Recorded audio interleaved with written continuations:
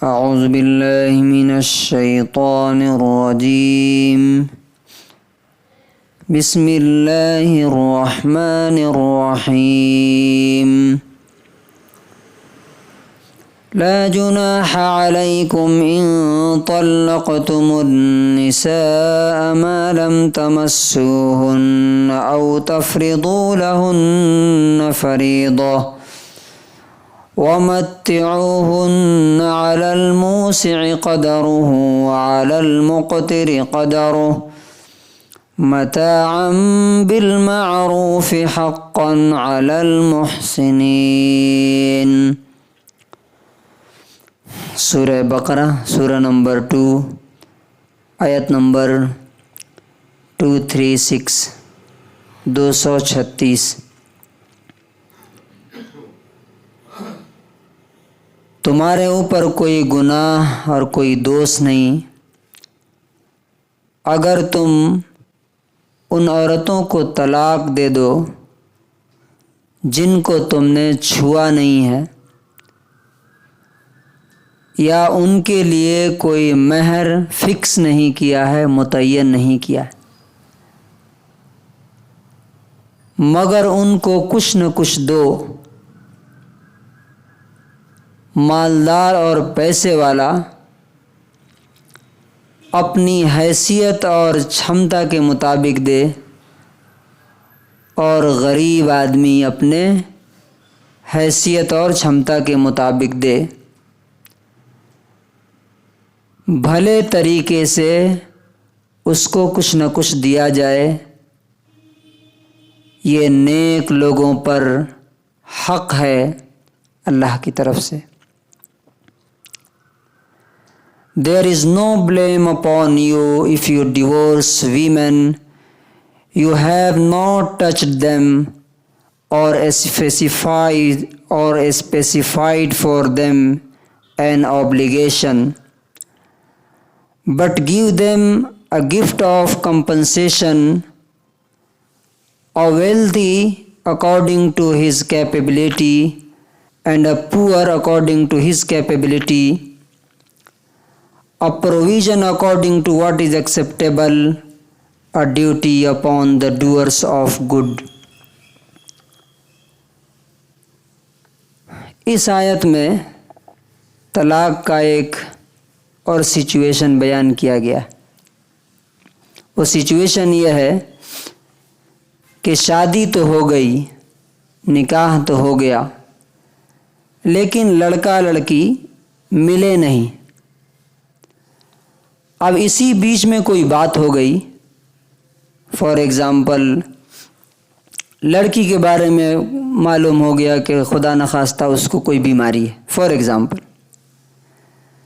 یا لڑکے کا مزاج اس کی طرف سے گھوم گیا کہ نہیں اب اس سے شادی نہیں کرنی ہے، یا آپس میں کوئی جھگڑا ہو گیا دونوں فیملیز میں، اس بنا پر بھی چھوڑنے کا من ہو گیا، اور اس کے لیے کوئی مہر متعین نہیں کیا ہے کہ ہاں اتنا 1000 2000 10,000 50,000، تو اس صورت میں کیا کرنا چاہیے؟ اب دیکھیے یہاں اللہ تبارک و تعالی کس طرح سے انسان کے اور خاص طور سے عورتوں کی بات یہاں چل رہی ہے، 2-4 صفحوں سے خالی عورتوں کی بات ہو رہی ہے، مہیلاؤں کے ادھیکار۔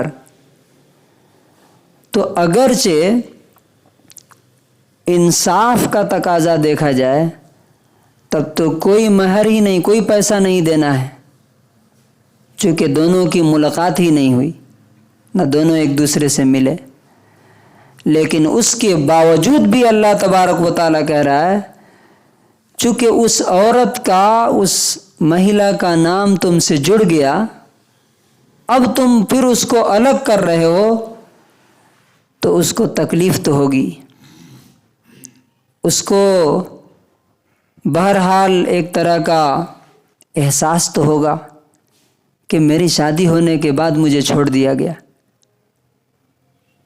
تو اس کو اس احساس سے، اس تکلیف سے نکالنے کے لیے ایموشنل پین سے نکالنے کے لیے اللہ تبارک و تعالیٰ کہہ رہا ہے کہ اب طلاق دے رہے ہو تو اسے کچھ نہ کچھ دے دو. کیا دے دو یہ ڈیسائیڈ نہیں کیا اللہ تعالیٰ نے. کیا کہا؟ علی الموسع قدرہ وعلی المقتر قدرہ. بہت زیادہ پیسے ہیں، 1,00,000 2,00,000 5,00,000 جتنا دینا چاہتے ہو دے سکتے ہو. کئی گھر ہیں، ایک گھر دے دو. کئی سائٹس ہیں، کوئی سائٹ دے دو. اور اگر غریب آدمی ہے، کچھ بڑا نہیں کر سکتا، تو کم سے کم ایک جوڑے کپڑے ہی دے دے. لیکن کچھ نہ کچھ دے کر کے اسے رخصت کرے، اسے چھوڑے، تاکہ اس کو یہ احساس نہ ہو کہ میری کوئی ویلیو نہیں، میں ویلیو لیس آدمی ہوں. اور اللہ تبارک و تعالیٰ نے اس کو کہا متاعً بالمعروف. یہ کیسا ہونا چاہیے؟ یہ جو دینا ہے، یہ جو گفٹ ہے عورت کے لیے، یہ سوسائٹی میں، جو تمہارے سماج میں جس لیول کے تم ہو، تمہاری جو پوزیشن ہے، اسی اعتبار سے ہونا چاہیے. یہ نہیں کہ حیثیت تو لاکھوں کی ہے اور 100 روپیہ دے کے بول رہا ہے کہ جاؤ چلے جاؤ، تو کیا کہا جائے گا کہ اللہ تبارک و تعالیٰ کی بات کا اس کو جو ہے اہمیت نہیں ہے. اور معروف میں یہ بھی ہے کہ اس بیچارے کی حیثیت 500 دینے کی ہے تو اس سے 1,00,000 روپیہ نہیں کہا جائے گا کہ بھائی تم 1,00,000 روپے دے دو، اس لیے کہ پھر وہ لڑکے پہ ظلم ہو جائے گا. تو دونوں کا حق اللہ تبارک و تعالیٰ نے دیکھتے ہوئے فرمایا کہ بالمعروف، جو بھی ایکسیپٹیبل طریقے ہیں، جو کسٹمز ہیں، جو رواج ہیں سوسائٹی میں، اس حساب سے تمہیں ان کو دے دینا ہے. لیکن آپ دیکھیے ہماری سوسائٹی میں عام طور سے ہوتا کیا ہے؟ بالکل اس کی اپوزٹ ہے. اگر طلاق ہوئی تو جو کچھ دیا ہے وہ بھی کیا کرتے ہیں؟ باضابطہ لسٹ بنا کے رکھتے ہیں. شادی ہوتی ہے، ایک ایک چیز کی لسٹ رہتی ہے، اور جب طلاق ہوئی تو ساری چیزیں، خاص طور سے عورتیں اس میں آگے رہتی ہیں، ایک ایک چیز کھرچ کر کے وہاں سے لے کے آ جانا. یہ ظلم پر ظلم ہے. ایک تو طلاق کی وجہ سے اسے تکلیف ہوئی، اور دوسرا جو کچھ دیا وہ بھی لوٹ لیا، چھین لیا. اللہ تعالیٰ کہتا ہے حقاً علی المحسنین، یہ جو میں حکم دے رہا ہوں تمہیں، یہ نیک لوگوں پر حق ہے. یہ حق کس نے متعین کیا؟ یہ ڈیوٹی کس نے لگائی ہے دینے کی؟ اللہ تبارک و تعالیٰ نے لگائی. اور اسے کون کرے گا؟ جو اللہ کی نظر میں اچھا بننا چاہتا ہے.